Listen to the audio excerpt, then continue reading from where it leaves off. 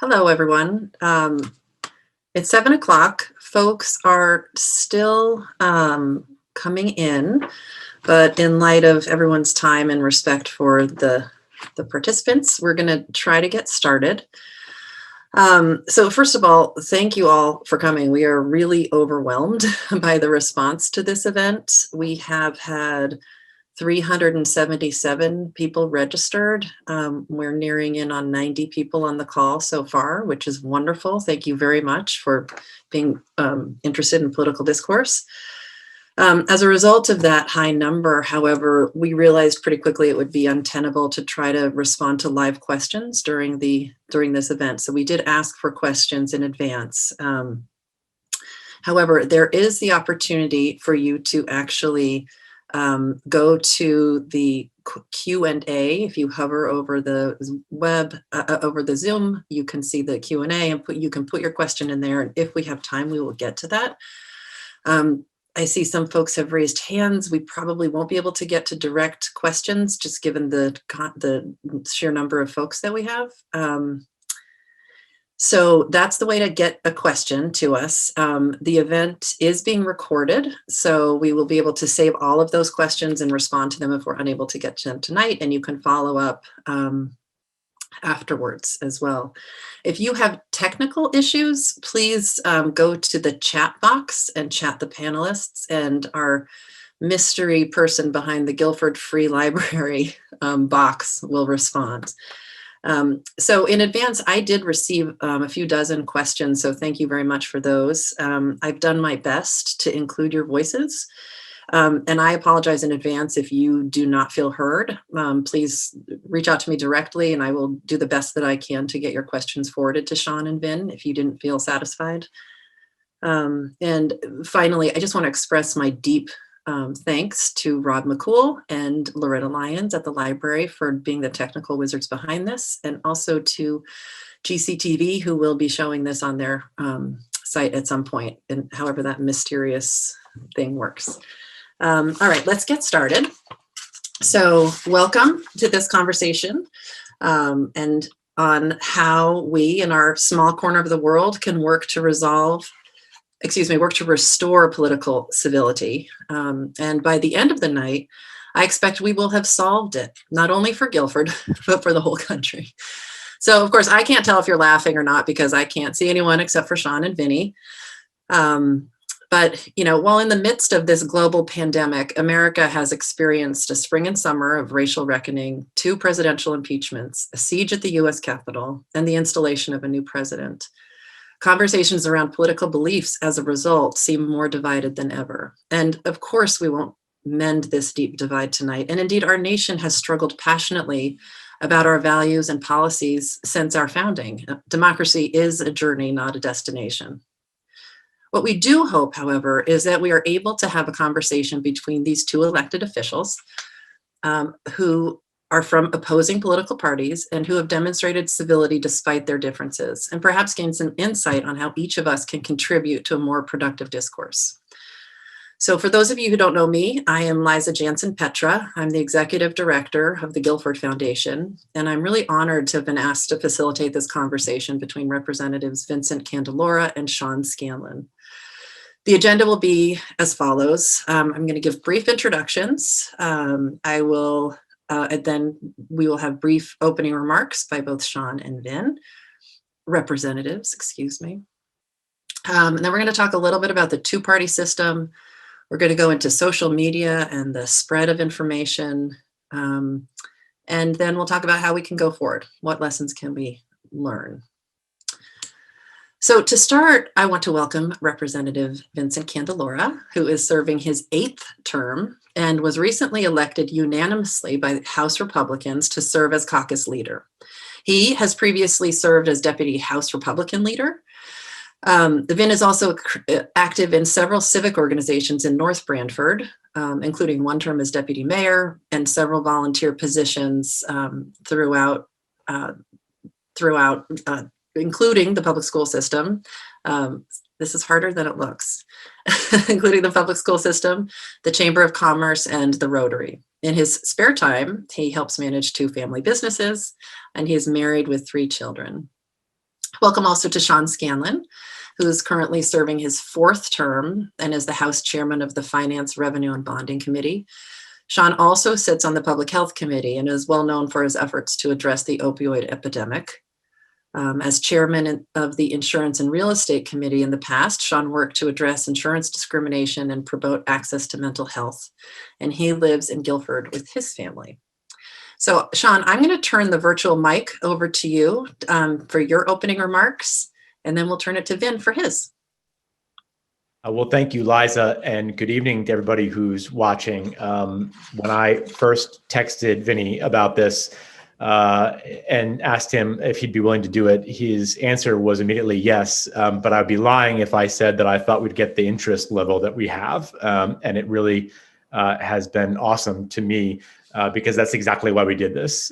We did this because we thought that people were really yearning for this type of conversation, and the interest level that was in it obviously validates that. And so I'm really happy. Liza joked that we were going to solve everything tonight, and I don't think that's true, obviously. But what I do believe in my heart is that people do genuinely want to try to find common ground, and that they definitely want their politicians to do that. I don't agree with Vinny about everything, but we always agree not to be disagreeable with each other. And I think that you'll see that tonight. We've been able to work together on a lot of things on behalf of this community and this state, from things that are easy layups in politics to things that are really complicated like guns. And so why I asked him to do this and why I'm so glad that we are doing this together is because I want you to believe, like I believe, that this is possible, that politics does not have to be this zero-sum game where everything has to be at your throat, screaming at each other, calling each other names, and just sliding into some of the stuff that we would never tolerate our children to do, let alone the people we elect to solve our problems. And so I'm just excited to be here tonight. I'm excited for this conversation. And I thank the library for hosting this, and for Liza for doing her best to moderate what I know will be a really productive, good discussion. So thank you. Thanks, Sean. Vinny. Yeah, thank you. And thank you, Guilford Library, for putting this on, and also for Liza for agreeing to moderate this, and Sean for coming up with this idea. And I echo his sentiments. Far too often, having served in the legislature now going on 15 years, regardless of your party affiliation, I think we're frustrated in Hartford trying to explain to people that Hartford doesn't operate the way the federal government does. And so I think tonight we could talk about that process, why it's different, and why we could continue a good dialogue. And while we have our differences and we could disagree on policies, as Sean said, we don't need to be disagreeable to each other. And so I do look forward to this conversation tonight. Thank you. Thanks. Thank you both. All right, let's kick it off. Our process for electing people to office has led to, for better or for worse, a two-party system predominantly made up of Democrats and Republicans. Let's take a quick look at the system and how it helps or hurts elected officials once they start the business of creating legislation. So, Vin, let's start with you.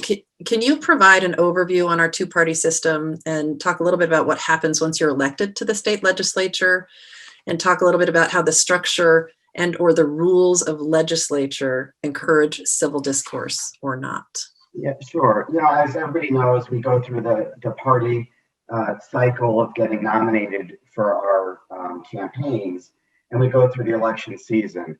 And I think what we've seen far too often is sort of that election season extends out beyond the second Tuesday in November, and so we end up seeing some of that disagreement, I think, spill over.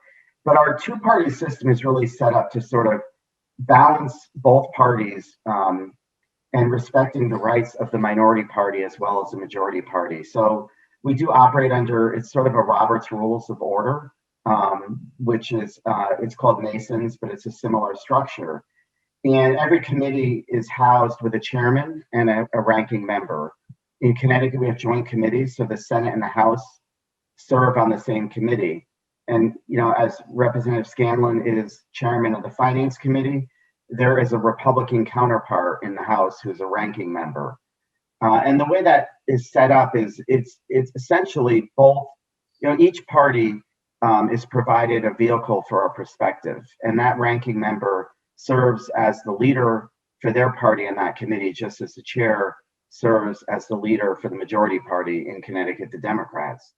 And we have rules of decorum in the assembly, which I think has helped us, generally speaking.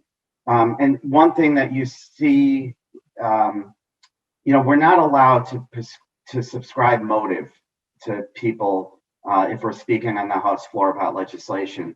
To me, that's one of the most important rules that I've always kept in the back of my head, because regardless of how you feel about a piece of legislation, I can't stand up and say that Representative Scanlon proposed a bill to ban dogs because he hates animals. He might be doing it for a different reason. Sorry to pick on you, Sean, on dogs, but I can't subscribe what his motive was to propose that particular piece of legislation. And we would be called out of order for that. And that's just an important thing going forward. The same as that we don't refer to each other directly. So when I'm on the House floor to debate, and even in committee, the debate is through the chair. So like if you're in a classroom, it's through the teacher in the classroom. And it's important that we maintain that, because you eliminate that personalization. So the conversation isn't directly at each other. So I may be questioning Representative Scanlon on a bill, and I would never be facing him directly and per se and questioning him directly. It would be through a third party. And that's why we have that person who is Speaker of the House. And the Speaker of the House serves as, the moderator of the entire building.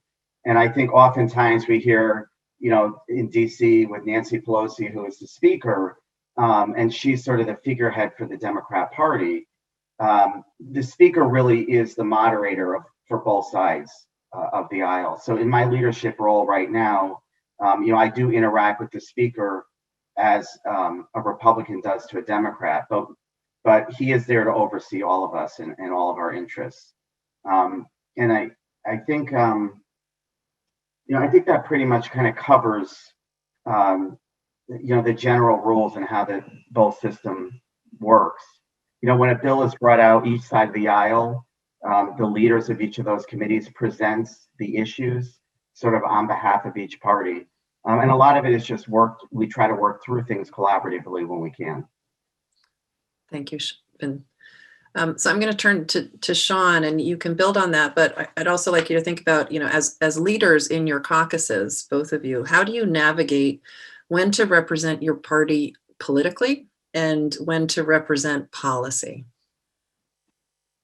Yeah, I think that's one of the harder questions to answer. And there's a lot of questions that all of us have to answer as representatives. And the most common one is the one that you learn on day one of a political science class, which is, this old idea of Edmund Burke, right? Do you represent the people that you represent simply based on the will of the majority of those people? Or are they electing you to basically be their decision maker, and that they're saying, hey, Scanlon seems like a good guy.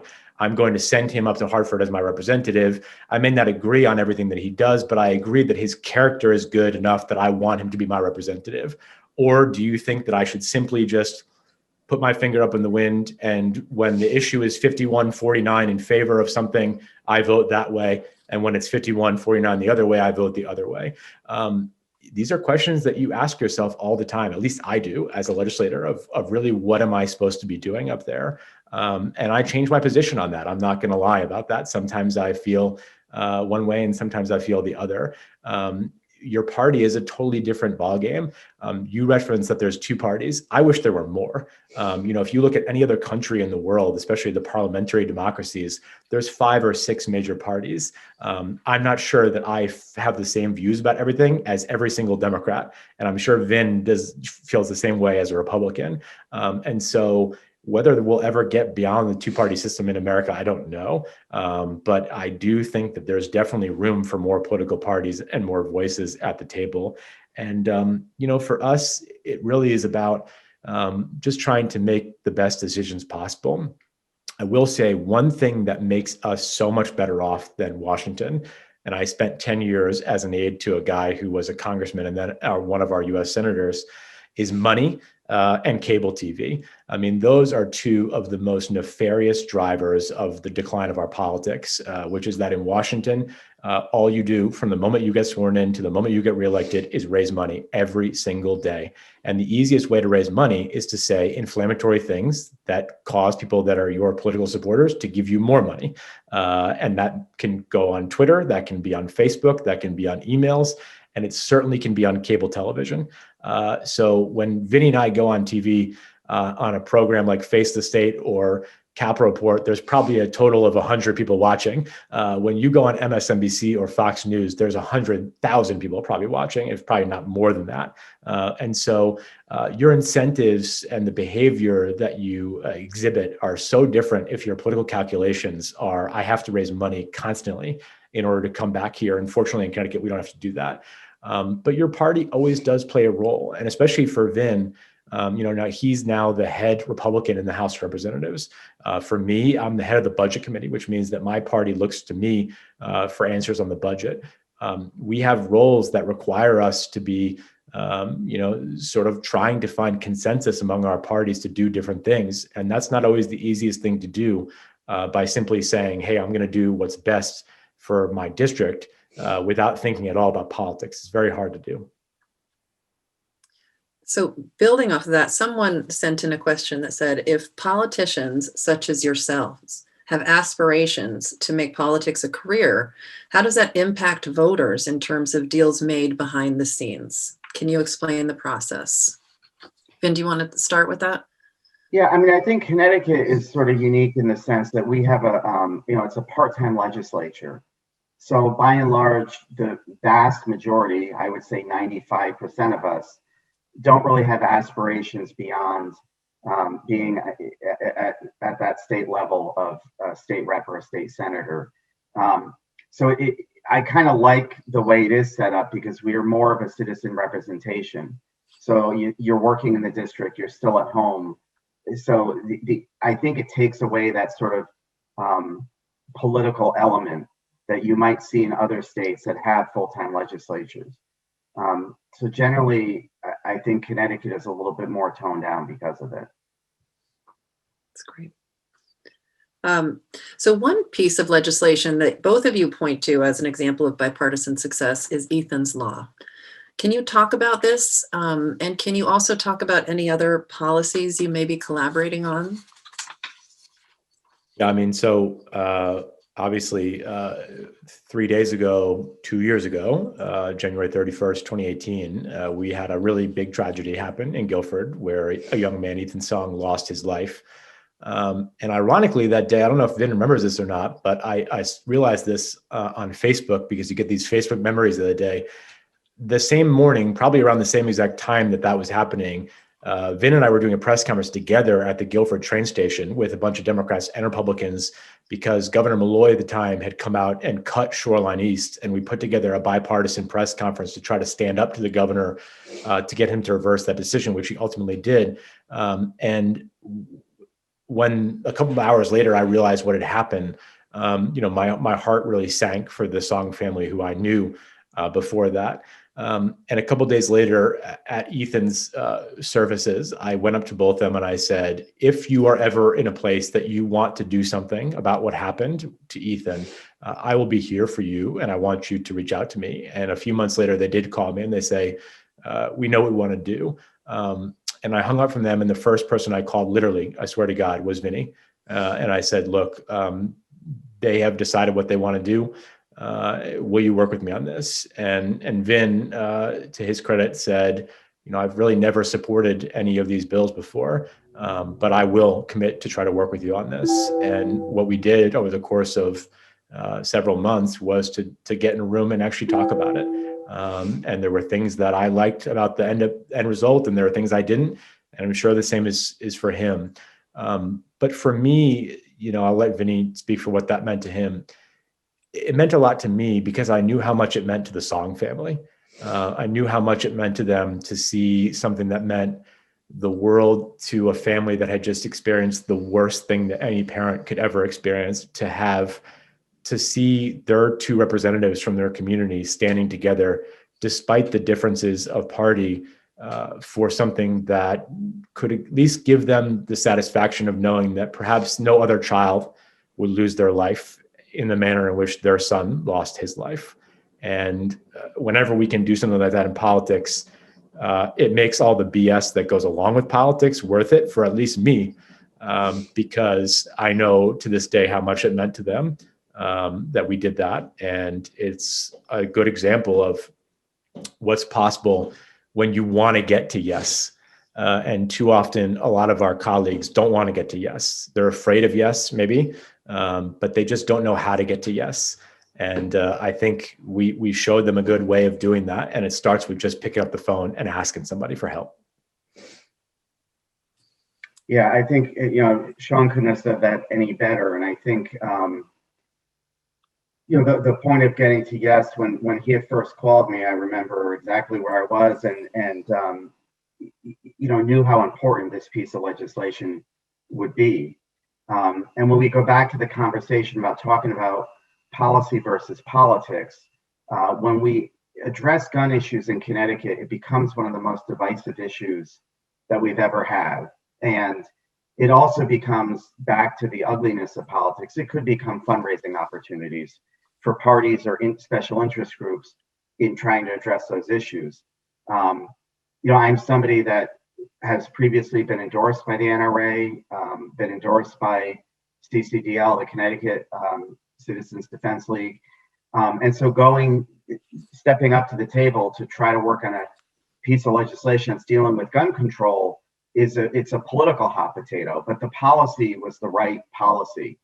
And one of the things that Representative Scanlon did was made sure it never got political, because there were some people that would have liked to make it a political opportunity. So we worked together and prevented the politics from infiltrating that piece of legislation and had it revolve around policy. The great takeaway in the end, it was the one piece of legislation of a gun bill that passed by the largest bipartisan support of any piece of gun legislation in the state of Connecticut's history. So it was sort of incredible work. It was a first for the state of Connecticut because of that. And it takes trust and to be able to do something like that. And I remember we sort of both said that. We held the line on the respective pressures coming from both directions on that bill and said, we're going to do what we think is best from a policy perspective. And those things, those times aren't easy. But in the end, I mean, it was interesting. I don't think either one of us got any of the political blowback that we thought we might have gotten from it. And I think those type of events serve as a good example of how both parties are better off when we're able to accomplish that goal. Thank you. So moving to additional divisive issues that have been raised, I'm just going to throw a few out and you can pick and choose which you'd like to talk about. So issues that were raised include electronic tolling. Is it, how do you talk about that? State pension liabilities, how to address and manage that. And SB 568. Everybody knows what that is. I'm just kidding. It's an act on an act to remove non-medical exemptions. So any comments on how to have bipartisan conversation on these topics? So on all of these, and we can certainly talk about them each individually, it's the same message that Vinny and I were just talking about.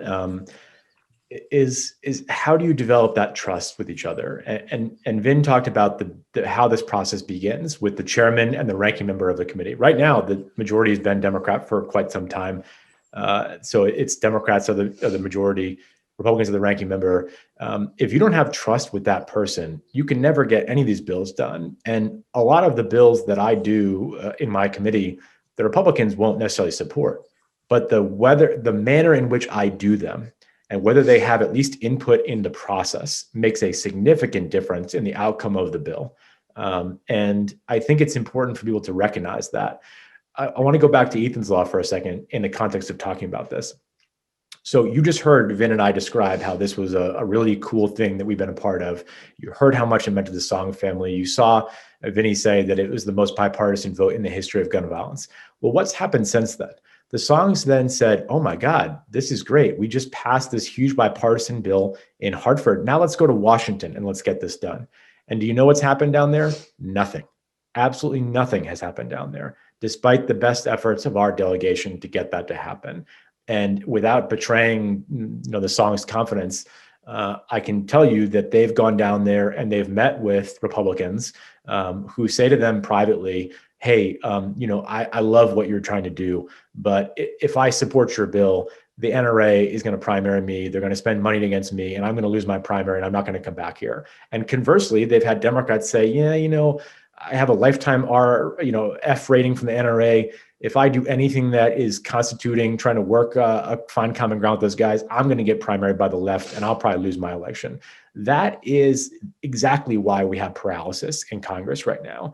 And even good ideas, regardless of who sponsored them, people are just afraid to try to get to yes. And so not that Vinny and I have everything figured out. Obviously, we don't. But that calculus of wanting to work and find that common ground, it is possible here. It is very hard in Washington. And if we continue down that road, it's probably going to end up being harder here in Connecticut too, because the pervasive nature of that politics, our politics are getting more and more nationalized, right? And so even though Vin and I could be great guys, people are going to judge us based on the D or the R after our name without getting to know us because they're watching what's happening at the national level, and that drives so much of this. So one of the reasons why I thought it was so important for us to do this is because people need to realize that it's all politics is local. Tip O'Neill said that. You got to look at what the local people are doing to try to find out where there really is possible common ground, and don't always look to Washington for that. I don't know, Vin, if you want to chime in, and then we could talk about the specifics of the bills. Yeah, I mean, I think getting into the specifics a little bit, because you really covered the generalities of it.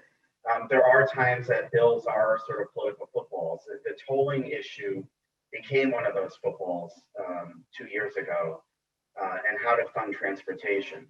And it really, to me, it stalled out sort of more so because both parties had their proposals, and we were never able to get into a room to try to sit down and hammer those proposals out. And that can't happen.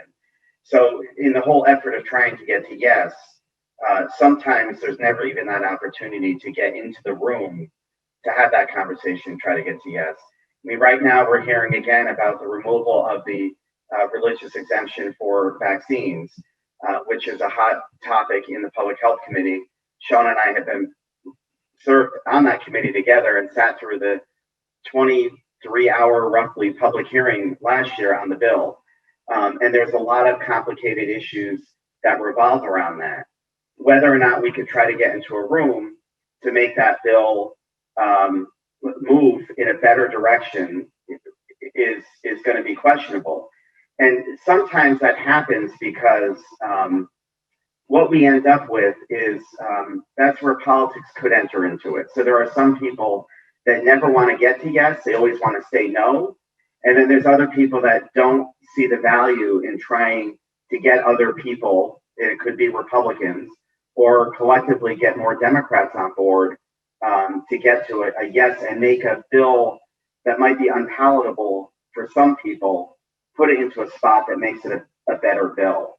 And so philosophically, both parties sort of work through that. Right now, we have a leadership team in the House that recognize I may get into a room on a bill and I could tell them, look, I'm a no, but if you want to hear why I'm a no and make that bill better, then will you listen to me? And I think leadership is willing to do that right now.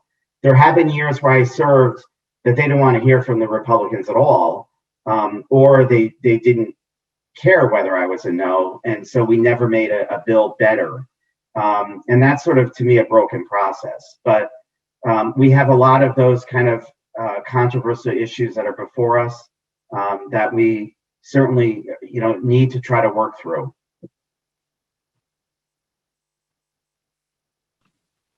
Thanks, Vin. Thanks, Sean. Moving on, another issue that came up from two different questions about representation and voting rights. And there's a question also in the Q&A. So I'm going to read two questions and you two can respond to it separately. So the first question is, it seems to me that Maine's instant runoff voting is the only hope for serious third parties, and thus the inclusion of voters who currently feel left out. Can Connecticut implement instant runoff voting? So that's number one. Number two, there are many bills in the Government Administration and Elections Committee that address ballot access and voting rights for CT voters. Can you each speak about your position on making voting more accessible in Connecticut? Your thoughts on both early voting as well as absentee ballot access? So I can start. Yeah, I think it's our job to find out and do anything to make it easier to vote.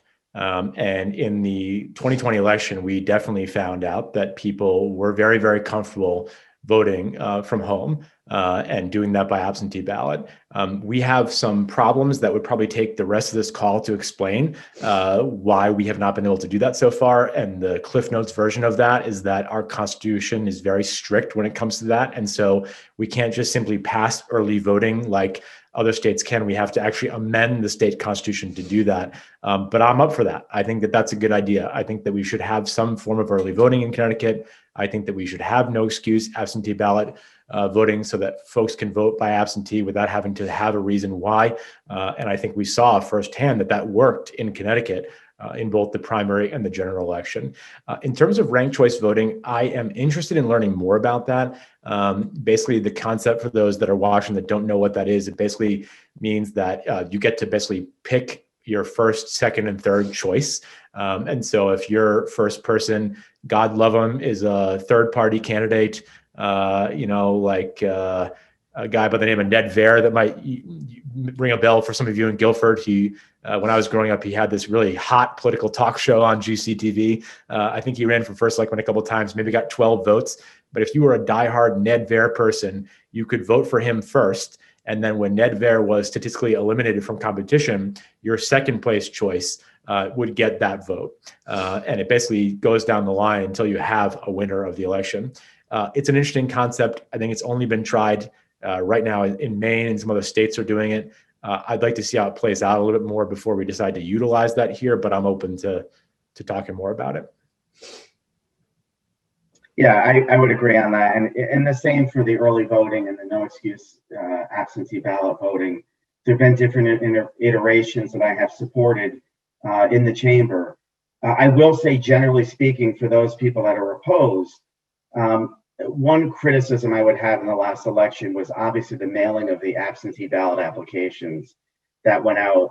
For some reason, they went to inactive voters. It created a little bit of confusion, and it led to a lot of the problems that we saw in that election process. So I think the devil are in the details and making sure that it is buttoned up appropriately when it's done. But overall, I think those are concepts that we're going to see debated in the legislature this session.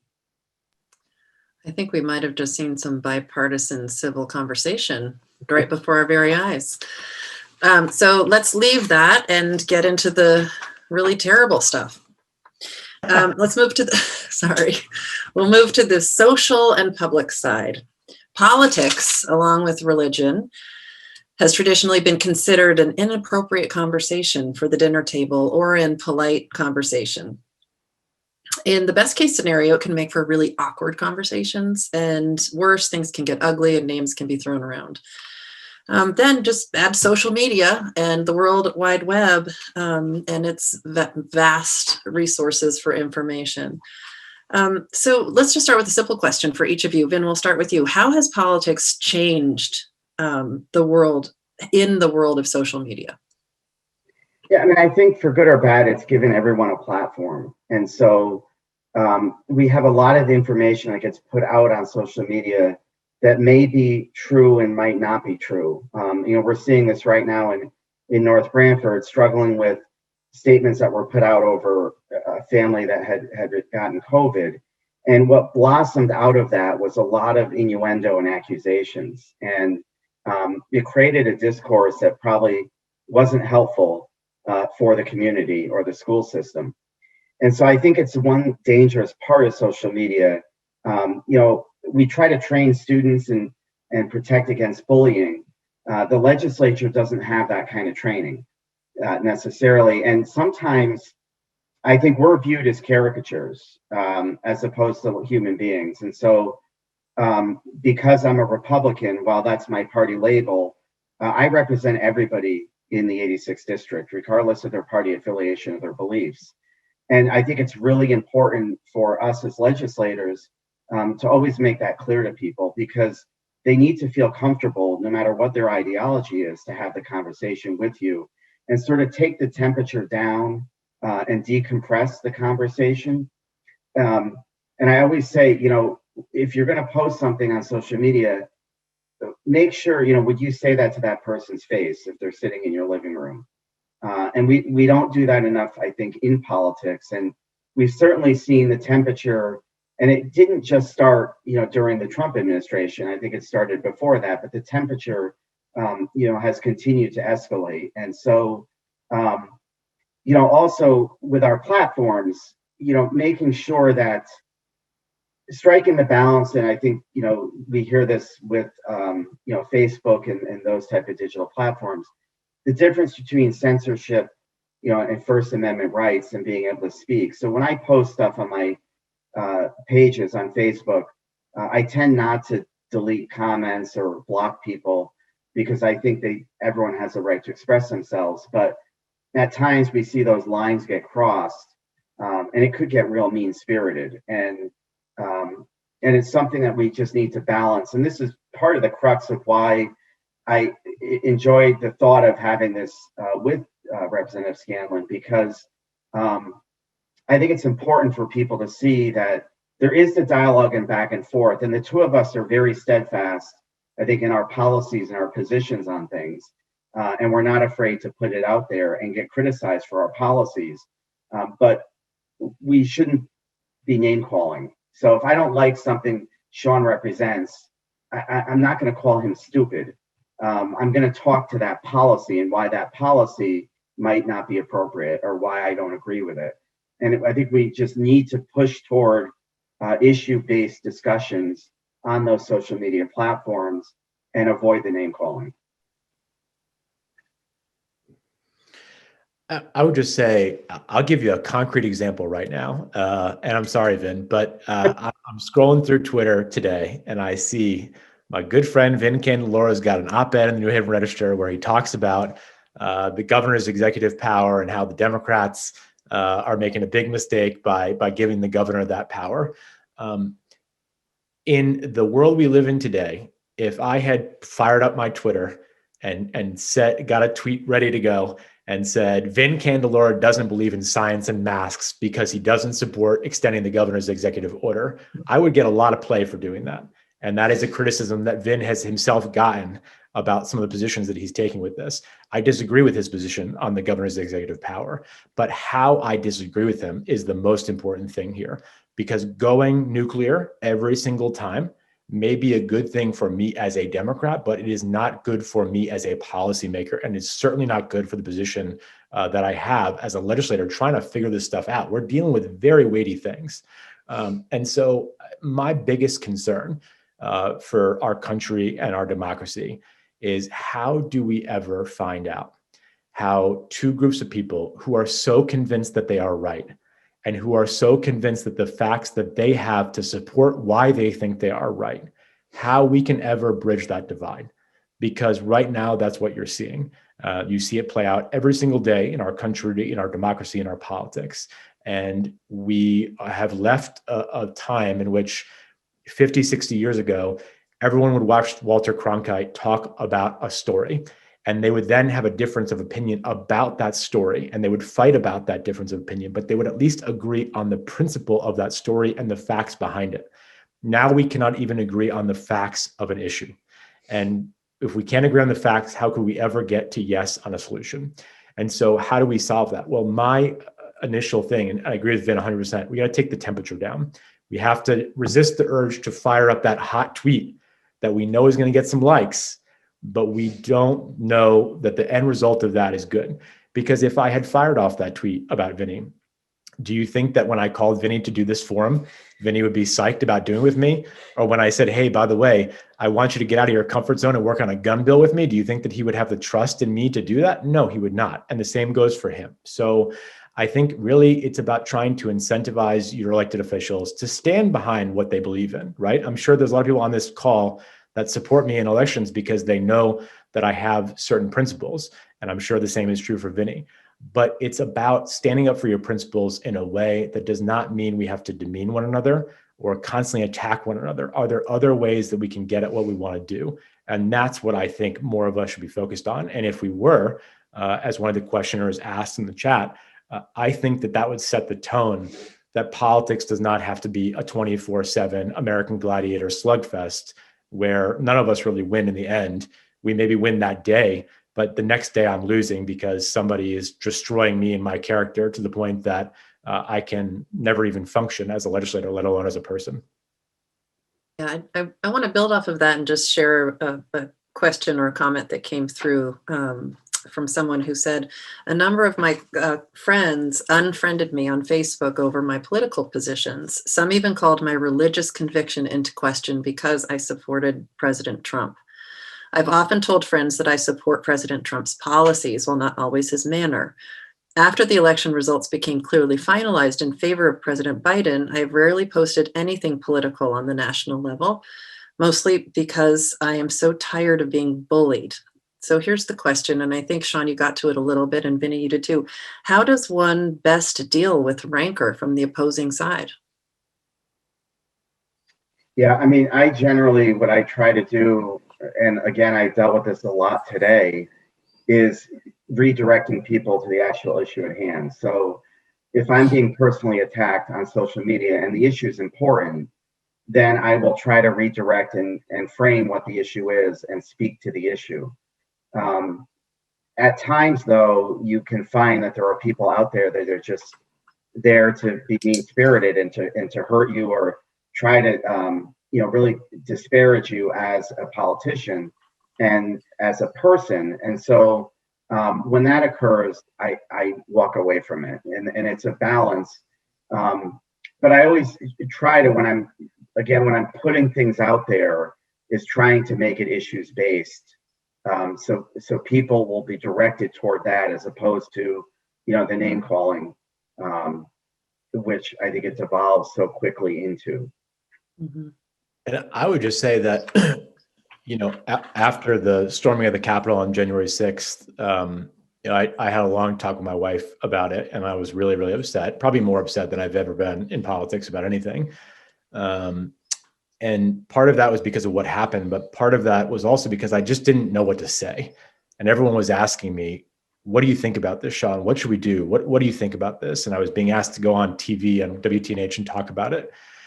And what I ended up saying the next day, after sleeping on it and thinking about it, was that if you want to see change and you were disgusted about what happened, don't necessarily look to politicians to change it. You have to look at yourself, because each and every one of us contributed in some way towards what happened there. And I know that people don't want to hear that. And people that on my side didn't want to hear that. They wanted to say it's all Trump's fault.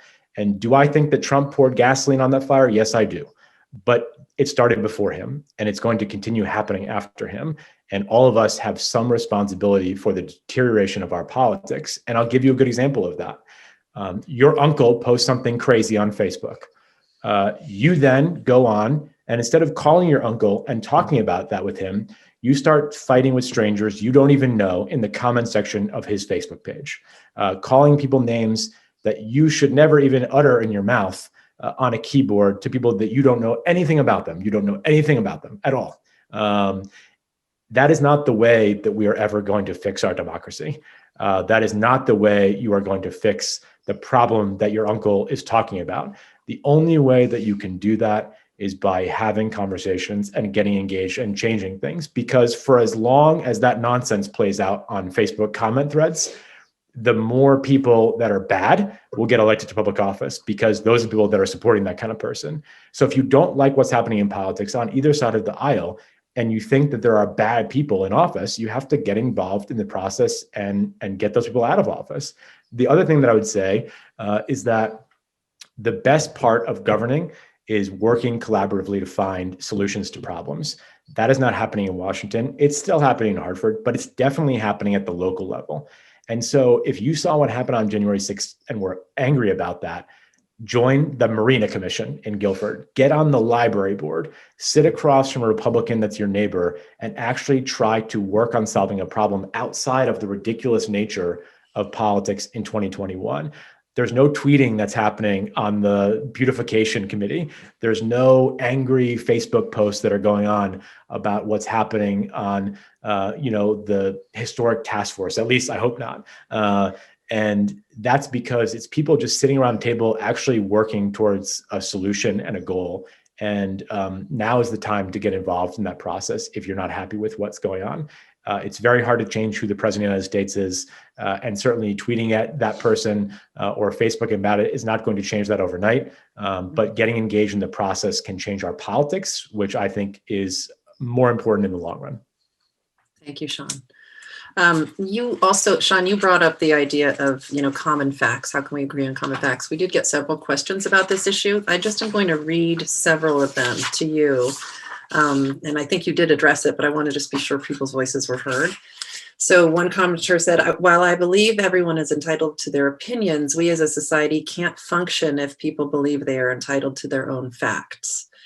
What ideas do you have or have heard that could offer a vetted clearinghouse on indisputable facts such as 9/11 and the Holocaust, that all states certified the 2020 elections, etc.? The next question, different angle, is our right to free speech being attacked by all that is going on in the national news?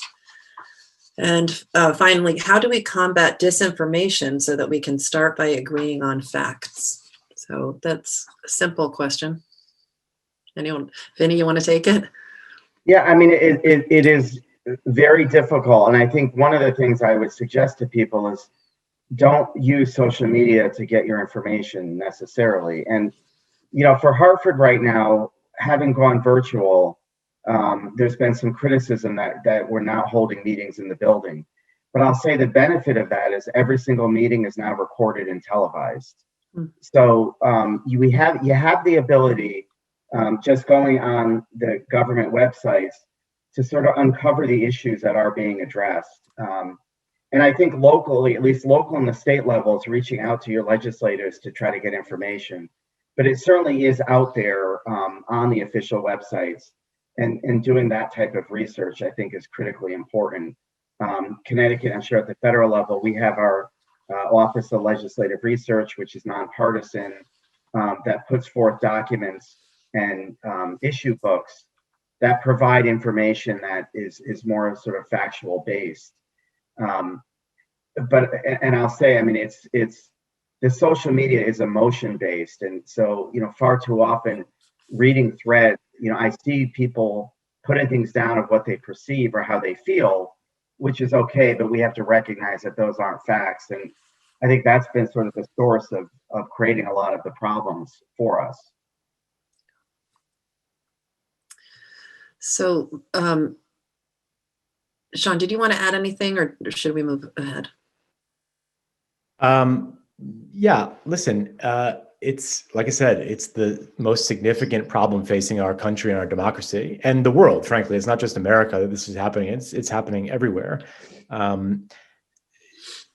Part of that is a systemic assault on the free press. Part of that is a deliberate campaign to try to delegitimize, science and reporters and things like that, which is not good. And I don't necessarily know how we combat that, but we have to get back to trying to look at true facts and make sure that we're using that as the basis for conversation. I'm now the chair of the Finance Committee. You can spin sentences as much as you want. It's very hard to spin numbers. Numbers don't really lie. So, if our budget deficit says a certain number, Vin is going to be very apt to call me out on that. And there's going to be it's going to be hard for me to deny the number in front of us. And so just getting back to that, I think is the most important thing. I think that it's important, folks that are texting me, and I think might be a question in the chat, somebody said about how to get involved in boards or commissions. If you go to the town website under boards and commissions in Guilford, you can not only see all the boards and commissions that there are, but you can actually see what vacancies there are. And right now, the best way to get on a board or commission is to go to the local Democrat Party or Republican Party and ask them to nominate you. And that's how the process works. You go to the local board or commission, or you find out what you're interested in, you go to the political party, they nominate you. You don't have to be a Democrat or Republican. You can be an unaffiliated voter, but you just have to pick a party to nominate you. They nominate you to the Board of Selectmen. The Board of Selectmen votes on it, and then you're on the Harbor Commission. That's really how easy it is, and they're desperate for people to help. So if you want to get involved, you should really check out that website. And if you have trouble finding it, just call me or Vinny. We can help walk you through how to get engaged. Thanks, Sean. So we're going to move forward. So you've done a lot of great suggestions for how we can, get the temperature down, not take things personally, look at, the issues rather than the personality. I want to explore a little bit more how we at the local level can work to think globally and act locally. But before I do this, I do think it's important to share that I did receive several passionate and critical notes about even hosting this conversation. And I think it's important to share these so we can just hear where people are. So the first is, I believe both Mr. Scanlon and Mr. Candelora are decent, sensible elected officials. Unfortunately, at the national and many state levels, Mr. Candelora's party currently is not. Therefore, a forum like this one, playing the both sides card, is unnecessary. Instead, there should be a national effort from Republican representatives like Mr. Candelora to remove the party's racism, nihilism, and inhumanity that Mr. Trump so ably demonstrated these past 4 years. Another comment was, I'd like to ask both representatives if it was a failure on their part not to hold this forum under the Trump presidency when the Republicans were under daily attack for their constitutional right to vote for their preferred candidate, and why they think unifying now under the Biden presidency without any accountability for the Democrats' divisive and personal attacks for the last 4 years would create any substantial, trustworthy relationship between the two parties. Why would this not make Scanlon look weak and Candelora look like an opportunist? I, for one, find this attempt insincere and self-serving and in no way makes Republican voters feel whole. In fact, it leaves me feeling frustrated and ignored. Honest answers to my questions, as opposed to politically correct answers, might be the answer I'm looking for. The next one, if nearly half of voting Americans, organized religion, and the National Republican Party cares not for the idea of truth, nor is willing to condemn Trump's deplorable qualities, what does that mean for our political system at large? In the context of national politics, does base tribalism trump everything, pun intended, no matter the offense, including serial lying and the incitement of insurrection? And if that's just the nature of American politics, i.e. a dogmatic subscription to unconditional tribalism, then I'm not sure where that leaves American democracy at large. One more.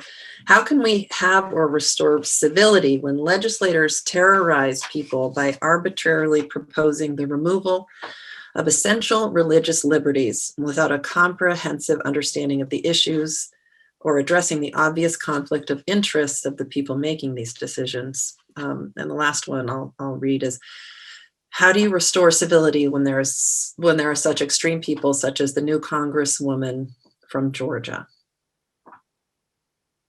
So passionate conversation. I don't know if you want to take a stab at that, or if we can move on to how we can navigate difficult conversations amongst our neighbors and friends.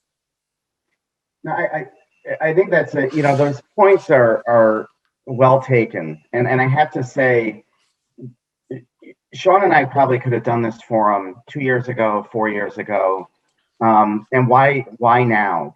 And while it may seem, maybe it's politically advantageous for one party or another to be holding it now that Biden is president, it gets back to the point of subscribing motive.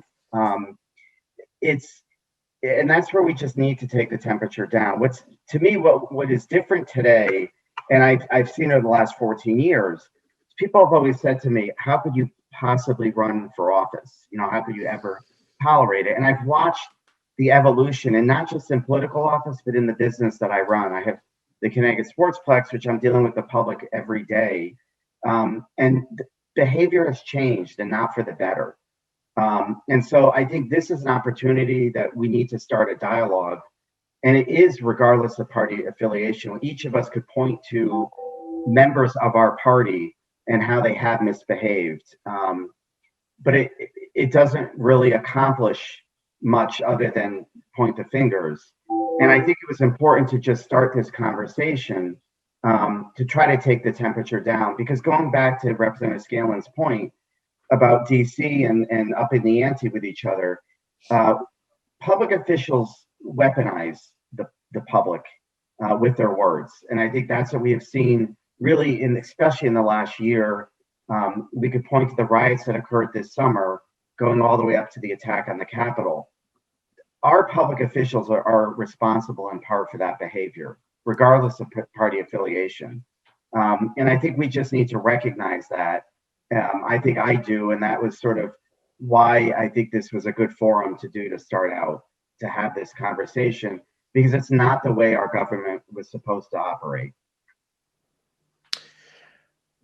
What prompted me to text Vinny about this was what happened on January 6th, which is something that I think for many people in our country was when they stood up and said, enough is enough, especially the casual observers of politics who don't live, eat, and breathe and sleep this stuff 24/7 and just go on Twitter all day long and watch MSNBC and sort of have point validation for themselves from politicians that they like and from viewpoints that they like. I had so many friends reach out to me that could care less about politics, that said, what the hell is happening in our country? And it was really the moment that I think we jumped the shark, so to speak. And so Vinny's right. We could have done this any different time. And if you have any question about my desire to be bipartisan, just look at the things that I've done, especially with Vinny himself, whether it's on state budgets or Ethan's Law or the way that we conduct each other in person. So I don't really buy the argument that I'm doing this for opportunism purposes now. And if anything, I probably had more Democrats reach out to me and said, what the hell are you doing this with Vinny for, than I had Republicans reach out to me and say, why are you doing this? So I'm not really sure this is me being opportunistic. This is me being an American. And for me, that means trying to find common ground, even if I don't agree. I would just say there are a lot of issues. Vaccines has come up a few times, and there are some folks on here who have talked about them, and they are a small but very passionate group of people. I have talked to a lot of them individually. And if you're on here and you're one of the people I've talked to individually, you would know that this is yet another example of an issue that I am trying to work with Vinny on as we speak. And we're not going to solve this issue by yelling at each other and making accusations and doing those kind of things. We're going to solve it by talking to each other. And so if you're on here tonight and you don't feel like we've talked, then let's talk. And that goes for any issue. Because I think once you talk about it, I think you can get to a better place most of the time. When you're not talking, it's easy to live in the echo chamber of your own thoughts and the thoughts of people that you agree with. And it becomes very hard to see the person that you're talking about as another human being instead of seeing them as the enemy. And when we look at each other as the enemy in our society, especially if we're neighbors, it's a very, very dangerous road to go down. And I'll just end that point by saying something, is that I love the New York Yankees. Actually, I know Vin does too. And nothing drove me crazier as a kid than when a Yankee would get a single and they would go to first base and they'd be taking off their shoulder pads and their batting gloves and they would start amiably chatting with the Red Sox first baseman. And I'd be sitting there like, how could you be talking to this guy? And the reason for that as you get older is because they don't hate each other. The fans hate them of the opposing team because they are just fans. And so I think a big problem that we have in this country right now is that we have a lot of fans. And those fans get really riled up by the things that the teams say. and the players say sometimes. But at the end of the day, you got to know that the players are working with each other, and the players most of the time don't hate each other. They're just getting you riled up for their own political gain. And sometimes you have to stop and wonder whether you're being used in a larger political gain to either help them raise money, to help them get elected to a higher office, and whether or not what they're doing is actually responsible for our democracy. And I'm not pointing a finger at one party here. Both parties are doing that same thing, and it's very, very dangerous. And to the extent that all of us can step back and realize when that's happening and correct it, I think we'll be better off as a democracy. Well, Sean, that was a very nice closing remark. Vin, would you like to say a few closing remarks as we wind in on the hour? Yeah, I can't top that off. I can't say, add much to it. I just want to thank everybody for listening to us. I hope you enjoyed the conversation, and want to give a shout out to my parents who are watching from Florida. Hi, Vin's parents. I hope it's warmer there. Yeah, they went down there, but when COVID hit, and we haven't seen them since. But hopefully, eventually they'll come back, and we'll get out of this pandemic and all be better off. Yeah. Well, on behalf of everyone who's participated, I thank you, Sean and Vin. I think you both demonstrated a real vulnerability and a dedication to service and giving back to our great country. I loved that you gave some specific ideas for folks. I've been thinking of this quote from one of my very favorite philosophers. You may have heard of her. Her name is Dolly Parton. And she says, Freddie, there are two kinds of people in this world, and you ain't one of them. So I think with that said, we're all individuals. We're all doing the best that we can. Thanks to the library for hosting this. As a reminder, it is being recorded. The questions are being captured that you've been asking. Again, if you feel as though your comments and your questions were not heard, you can reach out to me. I can, or Sean and Vin directly. I mean, I didn't do anything really. But we are so grateful for your participation. And again, we're very grateful to have the two of you representing our town. With that, I think, unless Vin or Sean, you have any closing words, we'll say good night and thank you. Have a good night, everyone. Bye.